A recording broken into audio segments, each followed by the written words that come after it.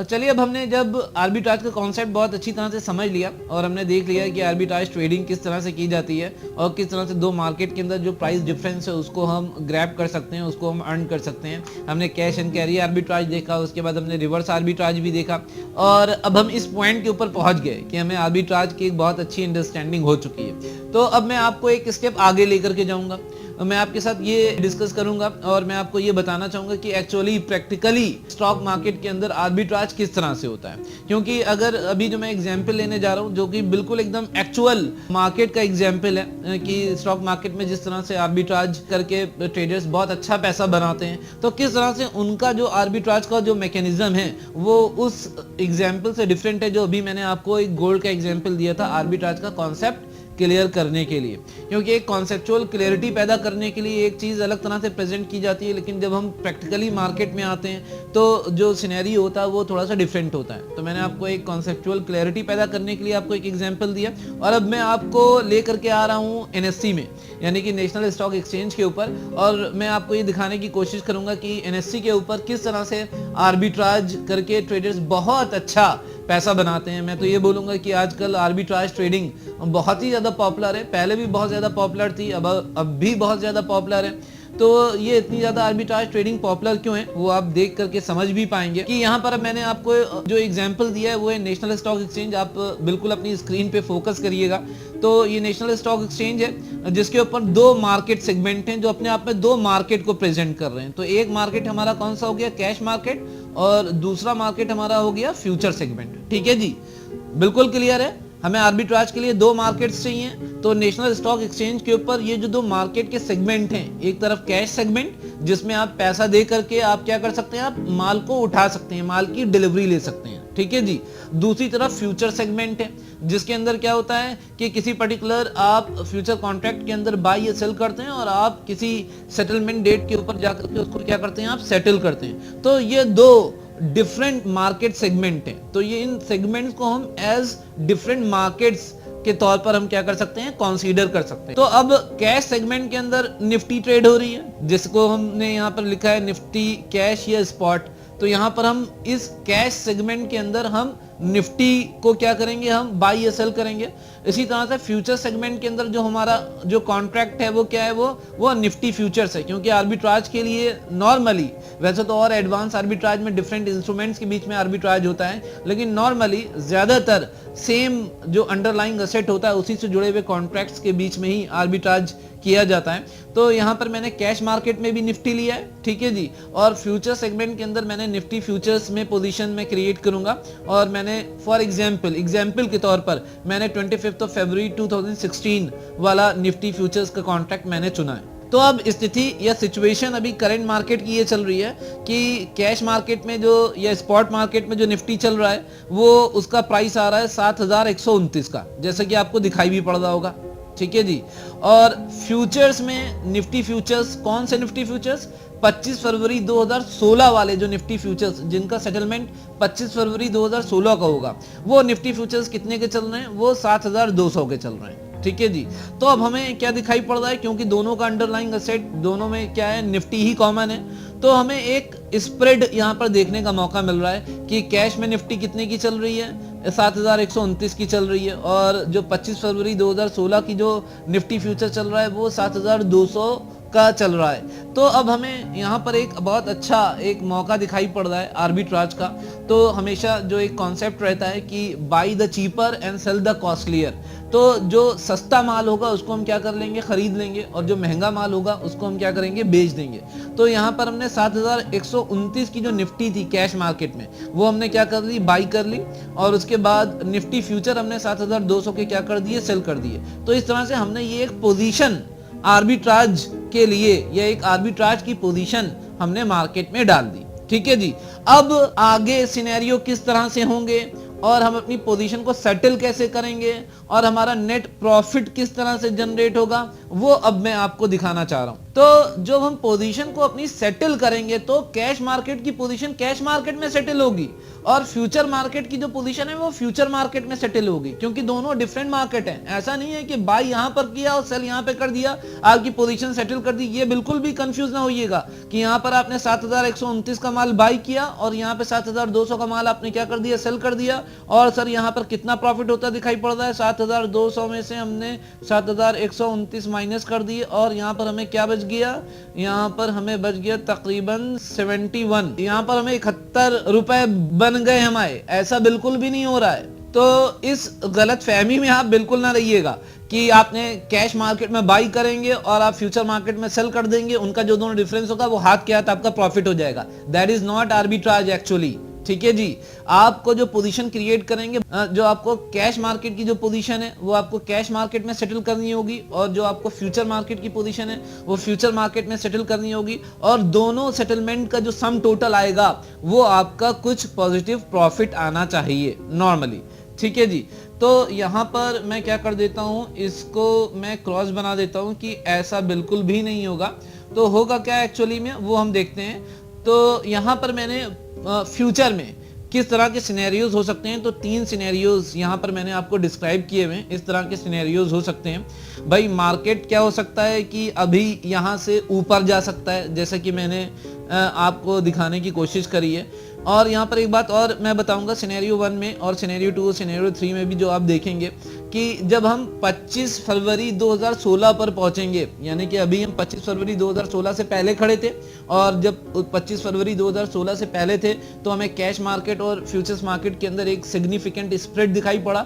उस significant spread यानी कि डिफरेंस को अर्न करने के लिए हमने कैश मार्केट में बाई की पोजीशन क्रिएट कर ली, उसके बाद फिर फ्यूचर्स मार्केट के अंदर हमने सेल की पोजीशन क्रिएट कर ली। तो अब हम आगे बढ़ रहे हैं, टाइम में आगे बढ़ रहे हैं। टाइम में हम किस तरफ आगे बढ़ रहे हैं, टाइम में हम आगे बढ़ रहे हैं 25 फरवरी 2016 की तरफ, क्योंकि हमने एक पोजीशन किसके लिए रखी है, 25 फरवरी 2016 के लिए रखी है। ठीक है जी, तो अब जब हम 25 फरवरी 2016 की तरफ आगे बढ़ रहे हैं और हम 25 फरवरी 2016 को पहुंच गए, तो उस दिन क्या होगा, उस दिन कैश प्राइसेस और जो फ्यूचर के प्राइसेस हैं वो क्या हो जाएंगे, कन्वर्ज हो जाएंगे। आपको पता ही है कि on the day of final settlement, on the day of expiry, cash prices और फ्यूचर प्राइसेस क्या हो जाते हैं, कन्वर्ज हो जाते हैं, क्योंकि दोनों के बीच में जो टाइम डिफरेंस होता है वो क्या हो जाता है, खत्म हो जाता है। तो फाइनल सेटलमेंट प्राइस जो निकल करके आ रहा है, यानी कि जो प्राइस कन्वर्ज हुआ वो 7250 का मैंने क्या कर लिया, एज्यूम कर लिया। तो आप क्या करेंगे कि आपने निफ्टी कैश मार्केट में 7129 की बाई करी थी और 7250 की क्या करी, आपने सेल करी। इस तरह से आप इसका डिफरेंस देखेंगे, इसका डिफरेंस आपको 121 रुपए का आपको क्या मिल गया, डिफरेंस मिल गया। ठीक है जी, और उसके बाद इधर क्या किया आपने, 7200 का निफ्टी फ्यूचर आपने क्या कर रखा था, आपने सेल कर रखा था, और उसको आप एक तरह से बाई करके क्या करेंगे, सेटल करेंगे।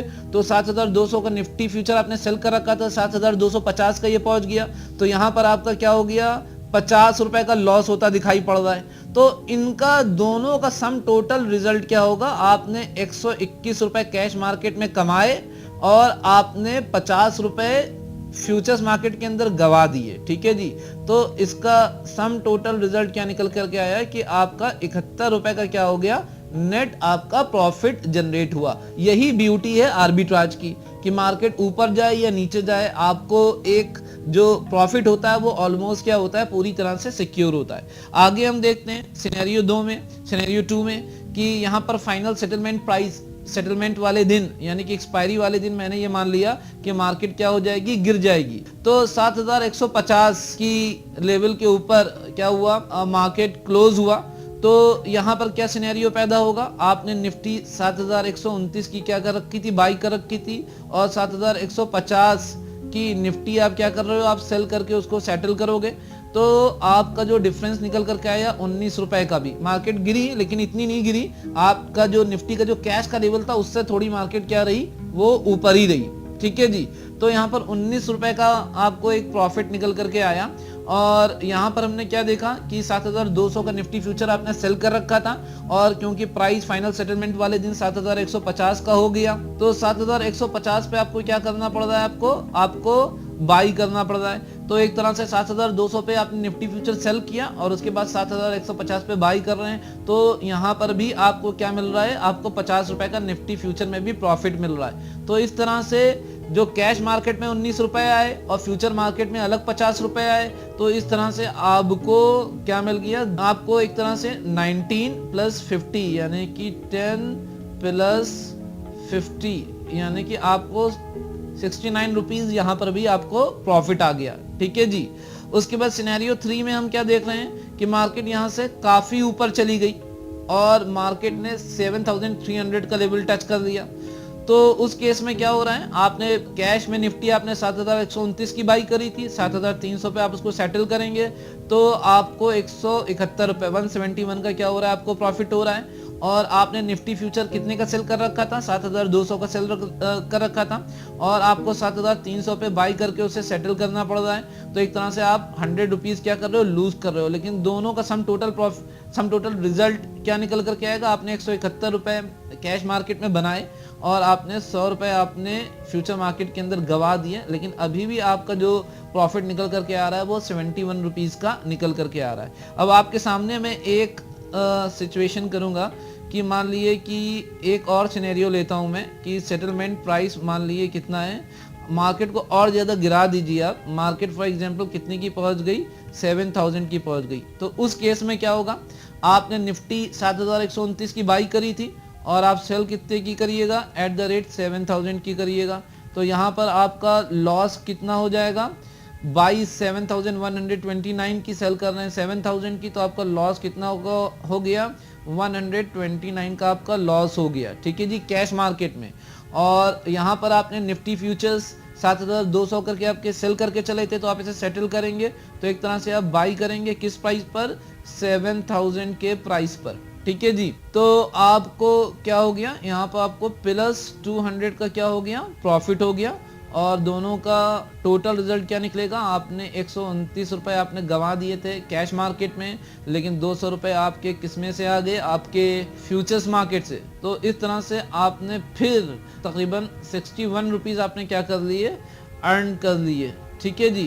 तो ये एक सिनेरियो जो है वो आपको देखने का मौका मिल रहा है कि आर्बिट्राज में जिस तरह से आप ट्रेडिंग करते हैं, तो आर्बिट्राज ट्रेडिंग में हमेशा आपको क्या होने के चांसेस रहते हैं, प्रॉफिट होने के चांसेस रहते हैं, क्योंकि आप पोजीशन को एक तरह से क्या करके चल रहे हैं, कवर करके चल रहे हैं। एक मार्केट में आप बाई करके चल रहे हैं, दूसरी मार्केट में आप सेल करके चल रहे हैं।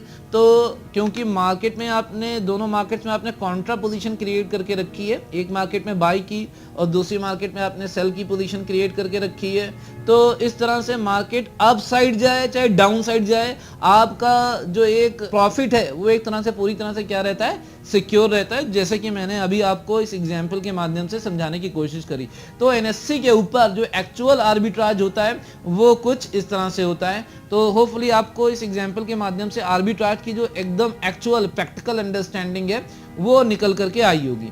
तो इस तरह से मैंने आपको एक आर्बिट्राज को समझाने की कोशिश करी है। अच्छा, यहाँ पर मैं अब आपको एक स्टेप और आगे लेकर के जाता हूँ। ये दिखने में तो बड़ा ही एक इजी गेम लग रहा है आपको कि ओहो भाई आर्बिट्राज तो एकदम बिल्कुल एकदम पैसे की बारिश हो रही है और जितना मर्जी उतना पैसा लगा दो इसके अंदर, बहुत अच्छा प्रॉफिट आएगा। लेकिन यहाँ पे एक पेंच है, मैं बोलूँगा, जिसकी आपको समझ में होनी चाहिए। वो पेंच ये है, वो पॉइंट ये है कि आर्बिट्राज में जब आप काम कर रहे हैं ना, तो इसमें बहुत सारी चीज़ों को मेंशन नहीं किया गया है। ठीक है जी, बहुत सारी चीज़ों का इस एग्जाम्पल में डिस्कशन नहीं किया गया है और वो जो पॉइंट्स हैं वो बिल्कुल एकदम गेम चेंजर हो जाते हैं, यानी कि पूरे गेम को चेंज कर देते हैं। यानी कि प्रॉफिट का जो सिनेरियो है, प्रॉफिट का जो कैलकुलेशन है उसको बिल्कुल चेंज कर देते हैं। वो गेम क्या है, वो पॉइंट क्या है, वो पॉइंट ये है कि जब आप निफ्टी कैश मार्केट के अंदर निफ्टी या कोई और स्टॉक आप कैश मार्केट के अंदर बाई करेंगे,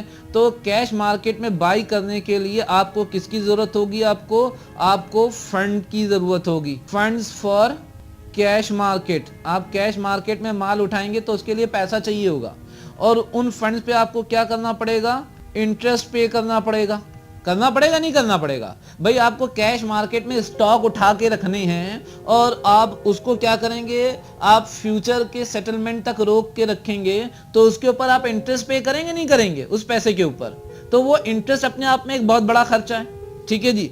दूसरी चीज यहां पर आप निफ्टी क्या करेंगे, निफ्टी फ्यूचर आप क्या कर रहे हैं, आप सेल कर रहे हैं, तो यहां पर फ्यूचर का क्या लगेगा, फ्यूचर का मार्जिन लगेगा, लगेगा नहीं लगेगा भाई, इनिशियल मार्जिन पे करना होता है नहीं करना होते हैं आपको। जब आप फ्यूचर्स पे मार्जिन पे करिएगा तो आपको क्या लेनी पड़ेगी, आपको मार्जिन फंडिंग लेनी पड़ेगी, यानी मार्जिन को भी तो फंड करना पड़ेगा ना, उसके लिए भी पैसे की जरूरत होगी, उसके ऊपर भी आपको क्या करना पड़ेगा, आपको इंटरेस्ट पे करना पड़ेगा। मैं किसकी बात कर रहा हूं, मैं लिख भी देता हूं, मार्जिन की फंडिंग के ऊपर मार्जिन फंडिंग इंटरेस्ट, उसके ऊपर भी आपको इंटरेस्ट पे करना पड़ेगा। ठीक है जी। और उसके बाद जो ट्रांजैक्शन कॉस्ट है भाई, आप कैश मार्केट के अंदर, फ्यूचर्स मार्केट के अंदर जो पोजीशंस क्रिएट करेंगे तो आप किसी ब्रोकर के माध्यम से करेंगे ना, तो कैश मार्केट में वो अलग लेगा आपसे पैसा, ब्रोकरेज लेगा, और जो दूसरी ट्रांजैक्शन कॉस्ट है वो लेगा।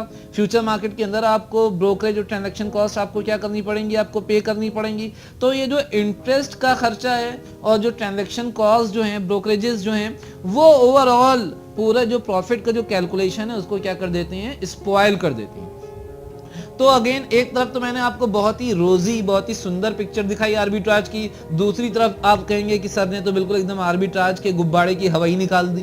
तो ऐसा नहीं है, मैं आपको एकदम एक्चुअल प्रैक्टिकल पर्सपेक्टिव प्रोवाइड कर रहा हूं। बहुत आर्बिट्राजेस दिल्ली के अंदर तो स्पेशली बहुत सारे आर्बिट्राज हाउस हैं, बड़े बड़े आर्बिट्राज हाउस हैं जिसके अंदर 100-200 ट्रेडर्स बैठ करके आर्बिट्राज करते हैं और बहुत अच्छा पैसा बनाते हैं। और आपको ये जो कैश मार्केट के अंदर माल खरीदने के लिए जो फंडिंग चाहिए होती है और जो फ्यूचर्स मार्केट के अंदर पोजीशन लेने के लिए जो आपको फंडिंग चाहिए होती है, बहुत इजीली आपको अवेलेबल होती है। तो जब आप किसी आर्बिट्राज ट्रेडिंग डेस्क पर काम करते हैं, किसी ब्रोकर के साथ एसोसिएट होकर के, तो आपको एक जो कैलकुलेशन होता है उसकी बहुत अच्छी आपको समझ निकल करके आती है। आप प्रॉपर कैलकुलेट करते हैं और मार्केट के अंदर जो कैश मार्केट और फ्यूचर्स मार्केट के अंदर जो स्प्रेड चल रहा है उसको बहुत अच्छी तरह से आप एनालाइज करते हैं। अगर आपको ऐसी अपॉर्चुनिटी दिखाई पड़ती है कि सारा खर्चा काट करके अगर आपको कुछ प्रॉफिट हो रहा है तो बहुत अच्छी बात है, क्योंकि एक तरह से मैं बोलूँगा कि रिस्क फ्री रिटर्न होता है, ये रिस्क फ्री प्रॉफिट आप इसको एज्यूम कर सकते हैं। नॉर्मल केसेस में